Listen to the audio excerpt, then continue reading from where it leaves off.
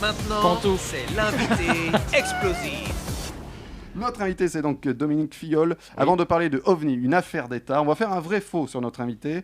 Puis Dominique en dira plus sur les informations ou informations que je donne. Les auditeurs peuvent jouer avec nous en commentant, évidemment. Premier vrai ou faux, lors d'un tournage, Dominique a failli noyer un de ses comédiens. Victoire, tu dirais quoi? Vrai ou faux? C'est immonde, vrai. Okay. Sans le faire exprès. Vrai aussi, ouais. Vrai. Léa. Je sais que c'est vrai. Ah, parce que tu sais j'étais que- sur ce tournage. C'était toi. Il y a de la connexion. Alors Dominique, C'est pour ça que... du coup, plus de suspense, c'est donc vrai. Alors, qu'est-ce qui s'est passé sur ce tournage? En fait, je tournais mon court-métrage à l'école de cinéma et Léa faisait des photos. Merci Léa, d'ailleurs, je garde de Avec très bons plaisir. souvenirs. Avec plaisir. Elle attend toujours d'être payée. Voilà. Et donc, il y avait un des comédiens qui partait avec son petit canoë sur le lac. Et puis, il dépose les deux autres comédiens. Et là, il repart, en fait. Et le canoë part vers le haut, comme ça. Et lui, il est au fond du canoë, comme ça. Ça commence à tanguer. Et paf, le canoë se retourne.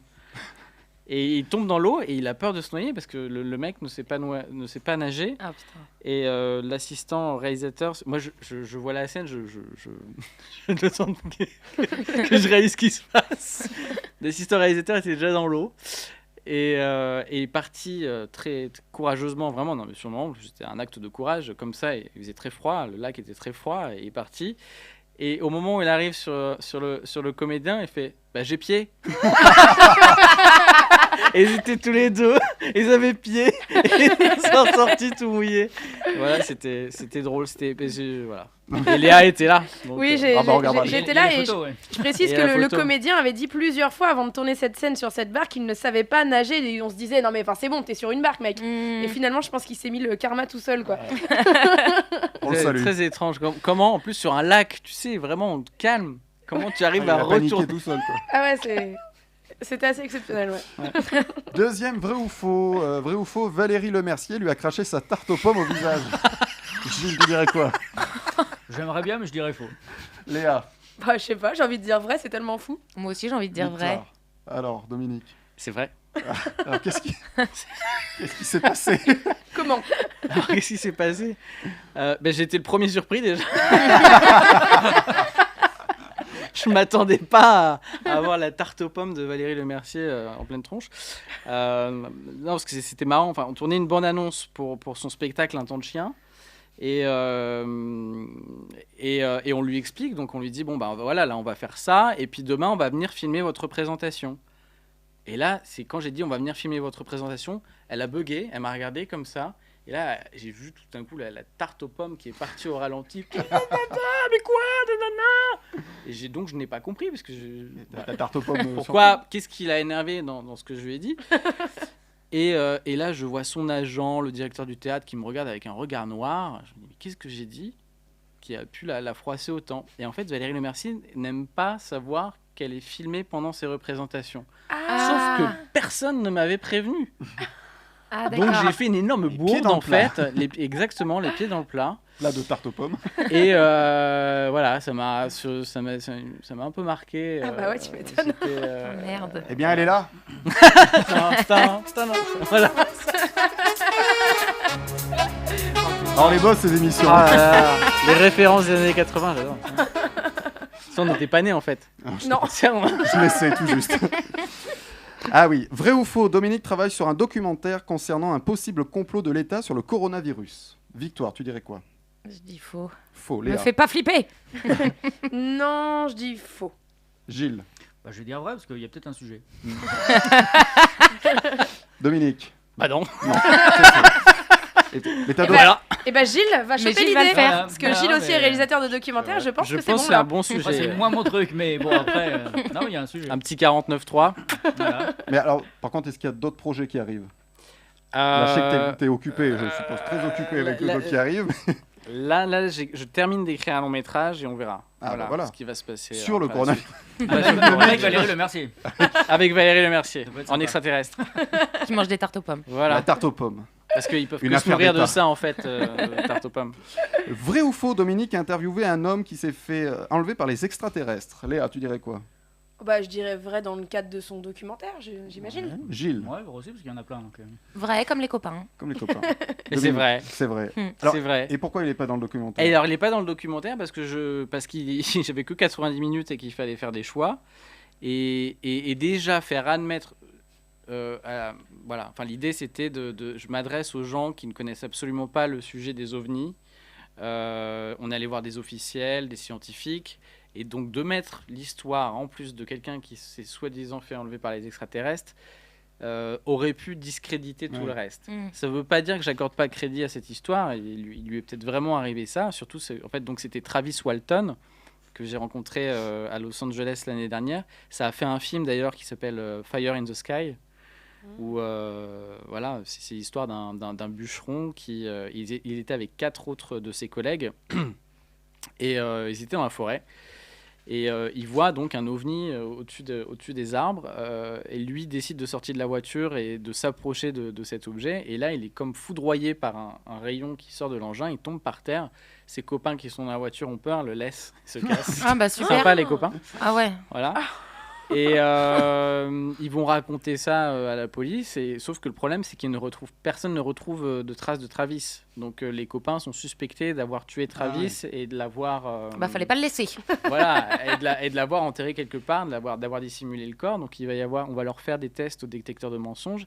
Et les détecteurs de mensonges vont dire qu'en fait, tous disent la vérité. Ils sont persuadés que donc cette histoire est véritablement arrivée. Enfin, le détecteur de mensonges dit que voilà, ils ne mentent pas. Qui mentent pas. Et quelques jours plus tard, Travis Walton appelle sa femme d'une cabine téléphonique. Il est amaigri, il a la terre partout, etc. Il comprend pas ce qui lui est arrivé, il a aucun souvenir et voilà. ok. Et sous hypnose, il se souviendra que il lui est arrivé cet événement d'enlèvement par des extraterrestres. Et lui, il pense, parce que le film de Hollywood est un peu anxiogène, et aujourd'hui d'ailleurs, il aimerait bien refaire une série ou un film sur ce qui lui est arrivé, parce que il pense en fait qu'il a été enlevé parce qu'ils ont fait une mauvaise manip. En gros, il a été blessé peut-être par l'énergie du vaisseau ou par une espèce d'arme qu'ils avaient, et en fait, ils l'ont enlevé pour le guérir. Parce que justement, d'accord.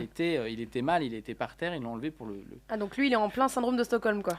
Voilà, peut-être, Ils l'ont pas laissé seul eux. peut-être, mais Est-ce que voilà, il se souvient où il est arrivé, ou il se souvient après d'être revenu sur Terre, ou il voit un vaisseau, il voit quelque chose, une autre Ah oui, dimension? oui, non, mais ou- il se souvient de ce qui s'est passé après dans le vaisseau, etc. Il raconte tout ça. Ah, donc il peut décrire Ah le ouais. vaisseau en plus. Il a sorti un livre où il raconte toute son aventure.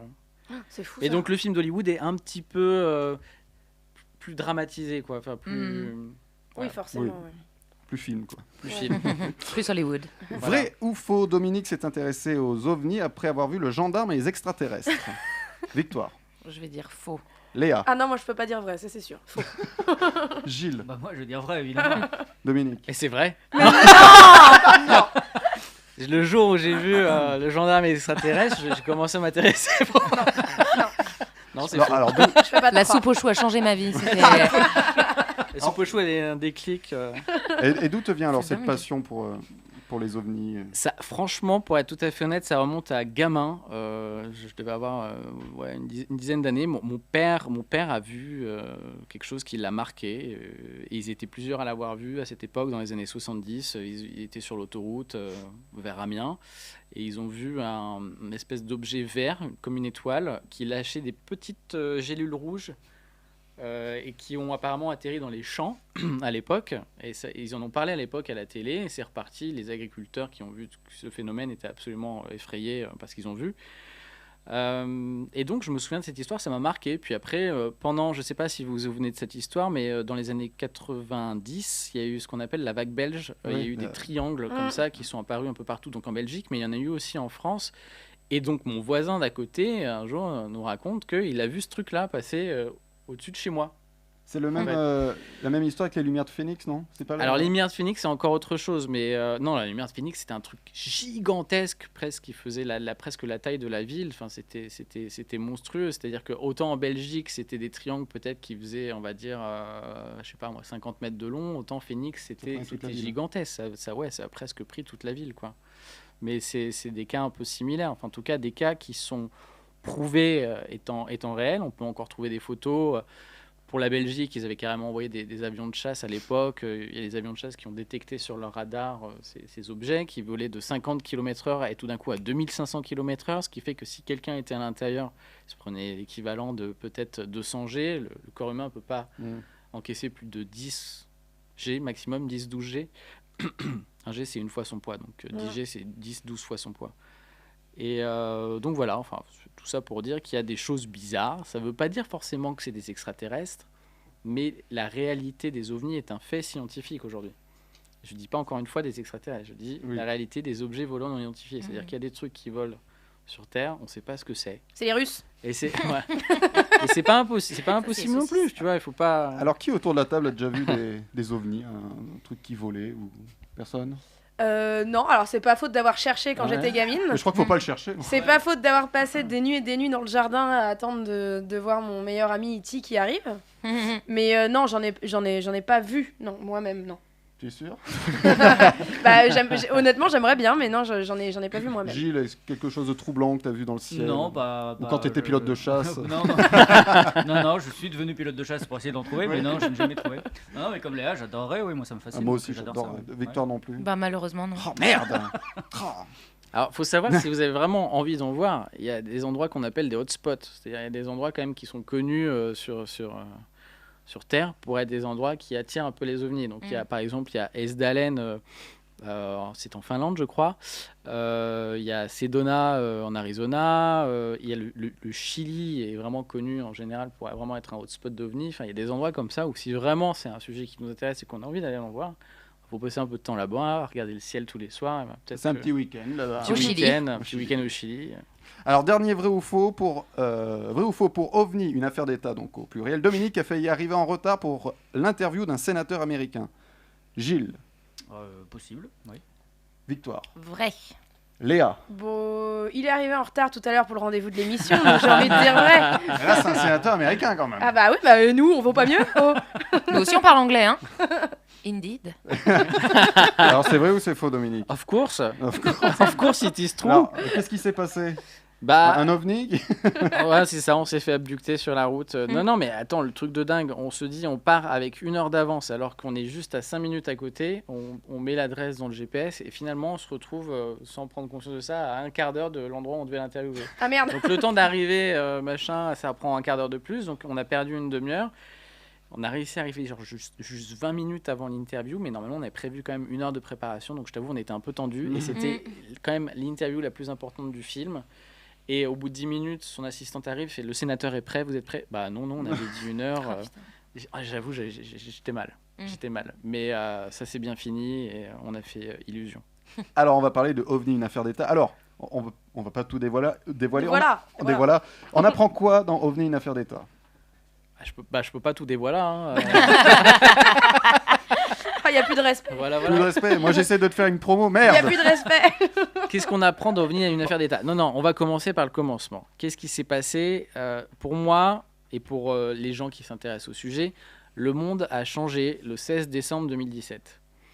Le 16 décembre 2017, il y a un article du très sérieux New York Times qui sort, qui est signé par Leslie Kean et qui raconte que les États-Unis ont eu un programme secret de recherche au Pentagone sur le sujet entre 2007 et 2012 et qui a été financé à hauteur de 22 millions de dollars. C'est pas rien. C'est pas rien. Et en plus de ça, en plus de nous mettre cette claque dans la tronche, il y a 3 vidéos qui sortent d'avions de chasse de F-18 qui ont filmé des ovnis. Donc au même moment, si vous voulez, vous avez tout ça qui sort. Et là, il se passe quand même quelque chose. Parce que à partir de cette date-là, tous les mois ou tous les 15 jours, dans les médias américains, on parle de cette histoire de programme de recherche secret, on parle des ovnis.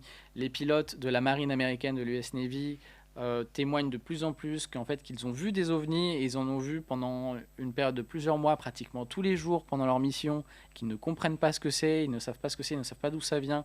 Ils témoignent à la télé, il y en a un qui dit pour moi c'était quelque chose qui ne venait pas de ce monde, il n'y avait pas d'aile, il n'y avait pas de système de propulsion, ça passait de 100 km/h à 10 000 km/h, ça montait en altitude comme ça fait des trucs, ça va dans tous les sens. Enfin, un avion ça fait ça, c'est très... Ça reste comme ça. Là, on parle d'objets qui sont capables de faire des zigzags. choses, des zigzags, s'arrêter, repartir, machin, tout ça. Donc, voilà, ça interroge. Et puis, donc, on découvre ce programme secret. On découvre aussi les gens qui sont impliqués dedans. Et là, ça commence à devenir très surprenant. Donc c'est ça qui t'a donné envie de faire le documentaire, Et c'est carrément ça qui m'a donné envie de faire un documentaire, parce que je me suis dit, je me dis, est-ce qu'on en parle en France? Et je vois qu'on n'en parle pas. Et moi, ça me paraît être un sujet super excitant, important, stimulant. Et je vois que personne n'en parle, donc je commence à écrire quelque chose là-dessus. Enfin, 2 ans après que ça arrive, hein, donc on est l'année dernière, fin 2018, début 2019. Et j'en parle à la chaîne qui suit tout de suite et qui va dans ce projet. Et je suis ravi parce que voilà, aujourd'hui, on a réussi, je pense, à faire un beau film. Et on a eu de la chance d'avoir des intervenants, voilà, des gens qui sont même liés à ce programme, dont le sénateur... justement, on va l'écouter, le sénateur. C'est, comment il s'appelle? Harry Reid. Harry Reid, donc, alors pour expliquer, Harry Reid, c'est celui qui a fait voter au Congrès américain ce programme qui s'appelle AATIP, Advanced Aerospace Threat Identification Program, qui a été le programme qui a étudié les ovnis donc, pendant 5 ans au Pentagone. Donc lui, il a fait voter ce budget. Alors, il est en anglais, tu vas nous le traduire en... Bon courage. On n'a pas les sous-titres à la radio. There are scores and scores il dit, il y a beaucoup de occurrences témoignages d'incidents qui sont reportés and not only sur that, les our ovnis. technology has gotten much Et better notre on technologie est airplanes. devenue meilleure And they sur can les take avions. pictures Et of aujourd'hui, on these peut prendre des things. photos, des And vidéos we've de got ces some objets. stunningly Et on a des très good très bonnes pictures vidéos, of them. très bonnes Are photos they a aujourd'hui. threat? Sont-ils I une don't menace en know. parlant des objets? Je But ne I sais do pas. know Mais je that sais we que can't turn our on heads ne peut and pas tourner nos têtes pretend they et don't dire que ça exist n'existe because pas they do parce que exist. ça existe.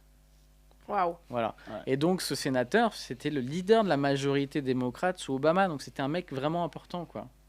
Et comment tu as fait d'ailleurs pour entrer en contact avec lui? C'est compliqué de monter déjà ce genre de documentaire. Est-ce que il y a des choses que tu n'as pas pu faire, pas pu montrer peut-être? Des choses que j'ai pas pu montrer, en tout cas, mon but étant de partager l'idée que c'est un phénomène qui existe vraiment, et je me suis mis dans la peau d'un sceptique, c'est-à-dire de quelqu'un qui presque rejette ce phénomène. Je me suis dit, bon, bah, vas-y, tranquille, vas-y, pas à pas dans la construction du film, quoi. Et donc, oui, pour interviewer Harry Reid, j'ai eu de la chance. Je me suis dit comment je vais pouvoir le contacter. J'ai regardé s'il y avait un site, etc. Il n'y avait rien. J'avais pas de contact particulier qui pouvait m'aider là-dessus. Et j'ai trouvé le Twitter de son fils, Waouh. qui avait très peu de followers, et je pouvais lui écrire, parce que le Twitter de Harry Reid, lui, était bloqué, tu pouvais pas lui écrire. Et j'ai écrit à son fils a transmis mon mail à l'assistante d'Harry Reid, et ça s'est fait comme ça. Voilà, tout cool.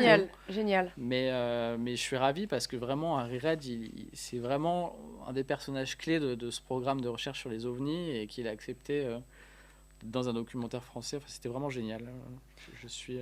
Léa, tu as vu le beaucoup de documentaire? chance. Tu veux en dire 2-3 mots? Oui, Même alors plus, hein. j'ai vu une version de travail parce que le documentaire n'est pas encore tout à fait fini. J'ai hâte de le voir fini d'ailleurs. J'ai beaucoup aimé. Alors, moi, je suis déjà un public conquis, je pense, à la base, parce que je me suis toujours intéressée un petit peu à tout ça. Je trouve qu'il y a des trucs vraiment troublants. Il y a des documentaires qui... Enfin, j'en ai vu plein, en fait, des documentaires sur les extraterrestres, etc. Et il y a toujours un petit côté un peu flippant, mystique, où ils mettent un espèce de stress. Tu sais pas pourquoi.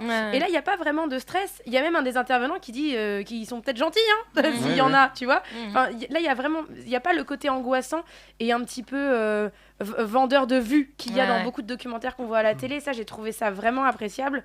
Et en fait, on n'a pas l'impression de se faire prendre pour des cruches, quoi, quand on regarde ces documentaires. Mais il y a des documents que moi, j'avais jamais vus, qui sont hyper troublants, des trucs officiels. On voit vraiment des choses concrètes. On n'entend pas juste des gens raconter quelque chose. On voit leur grade, on voit leur poste. Donc, on peut leur accorder vraiment du crédit et de la confiance. Et on voit des vrais documents. Et c'est troublant. Honnêtement, c'est troublant. Tout ce qu'il y a dans le film, vous pouvez le vérifier vous-même en faisant des recherches sur Internet, et vous verrez que tout est sourcé. Et tout ce dont on parle dans le film sont vraiment des affaires qui sont véritablement arrivées. et qui sont vérifiables, quoi. Il faut dire que c'est pas que aux États-Unis, tu parles de la France aussi dans, Oui, le, oui, dans, oui. Le, dans le documentaire. Oui, parce que dans les films à Hollywood, on a l'impression que les extraterrestres Ouais. ne vont qu'aux États-Unis. Voilà, ouais. Non, non, bah, ouais, j'ai beaucoup Dans le parlé. désert américain. Sinon, J'ai ils beaucoup y parlé vont des États-Unis parce que ce qui était dingue, c'était que les États-Unis, qui sont plus souvent un peu méfiants avec ce sujet-là et qui sont plus dans le secret, ont dévoilé avoir eu C'est ce ça. programme. Mais nous, il faut savoir quand même, on a rien à envier aux États-Unis parce que depuis la fin des années 70, on a un organisme officiel en France qui s'appelle le GEPAN et c'est le groupe d'études des phénomènes aérospatiaux non identifiés. Donc, phénomènes aérospatiaux non identifiés, pardon, ça veut dire OVNI, hein, c'est le nom Ouais. scientifique et voilà. Et donc, si vous allez sur le site du GEPAN, les archives sont en ligne et vous pouvez vous amuser à aller voir les cas les plus inexpliqués, les plus incroyables, et ils sont à disposition du public. Donc, il n'y a pas de grande conspiration, tout n'est pas caché. Il y a énormément de choses sur le sujet sur Internet, même la CIA a déclassifié des archives. Enfin, voilà, pour qui a envie un peu de s'intéresser au sujet et de savoir, bah, il y a beaucoup de choses aujourd'hui qui sont accessibles et bah, du coup, on ne peut pas nier que c'est une réalité. Maintenant, qu'est-ce qu'il y a derrière, c'est une autre question. Les Russes. Les Russes. Très probablement les Russes. On a un dernier extrait. On va l'écouter, puis tu nous en parles. Je ne suis pas du tout d'accord avec certains scientifiques, par exemple, qui disent oh, bon, tout ça c'est des bêtises. Non, si on fait des observations qui sont avérées avec des gens qui ont l'habitude d'observer, comme les pilotes par exemple de chasse, qui voient des choses et c'est pas n'importe quoi ce qu'ils ont vu, si on ne comprend pas, on range l'information sur une étagère en attendant d'avoir une compréhension scientifique un peu meilleure de certains phénomènes physiques, en attendant de pouvoir travailler correctement sur le sujet. Mais on ne dit pas c'est des bêtises. De mon point de vue, ça n'a pas de sens. Alors là, qui on entend parler? Alors lui, il s'appelle Pierre Bescon et c'était le directeur du site des lancements de fusées Ariane à Kourou. Donc c'était quelqu'un vraiment de très important, qui est toujours au Centre national d'études spatiales. Il a travaillé également sur un rapport qui s'appelle le rapport Cometa, qui est un rapport qui a été fait par des officiels de l'armée, et, du CNES et d'autres de la gendarmerie. Bref, un rapport sur les ovnis qui a été remis à Lionel Jospin quand il était Premier ministre. Et donc voilà, Pierre Bescon, profil scientifique, qui dit voilà, c'est important d'étudier ces phénomènes d'un point de vue scientifique, quoi. D'arrêter de dire que c'est des conneries. Et de toute façon, voilà, enfin vraiment, je vous dis, 16 décembre 2017, à partir de cette date-là, le monde a changé. Bah, en tout cas, si vous voulez en savoir plus et en connaître plus, c'est OVNI, une affaire d'État, au pluriel, diffusé le 14 avril à 21h sur Planète Plus, Aventure et Expérience, gratuite sur la Freebox. Si vous avez la Freebox, vous avez cette chaîne. Yes. Et si vous êtes au Japon, ça sera sur la chaîne NHK. Dominique reste avec nous jusqu'à 21h30. Tout de suite, c'est Tata and the Ziz, pieds nus sur les fraises. Et maintenant, c'est l'interview explosive. Alors, Dominique, comme tu es venu nous parler de OVNI, une affaire J'ai d'État, peur. je vais te faire une interview mystère et OVNI. D'accord? Ah. Tu réponds très vite, tu réfléchis pas. Plutôt X-Files ou Stranger Things? Stranger Fights. Pas mal. Ah, j'adore les deux. Plutôt la 4e dimension ou Rencontre du 3e type? Rencontre du troisième Voilà, type. je crois qu'on a déjà la réponse. Plutôt E.T. ou Alf? Ah, c'est dur, putain.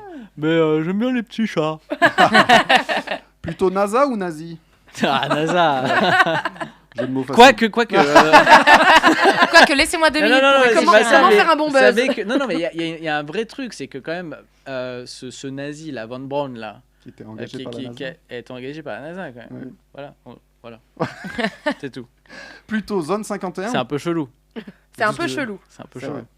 Ça sera Ça nous l'objet empêche pas d'un d'aimer doc. la NASA, mais Bien je veux sûr. dire, c'est Et les un peu nazis. chelou. Non. Non.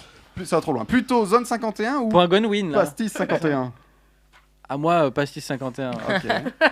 Ah, mais à la zone. Et Pas n'importe où. Et enfin, plutôt chasseur d'OVNI ou chasseur d'appartement? Ça sert d'OVNI. Bien sûr, OVNI, une affaire d'État au pluriel, diffusé le 14 avril à 21h sur Planète Plus, Aventure et Expérience, et au Japon sur la chaîne NHK. Merci Dominique d'être venu dans Pantoufles Explosives. Merci à vous.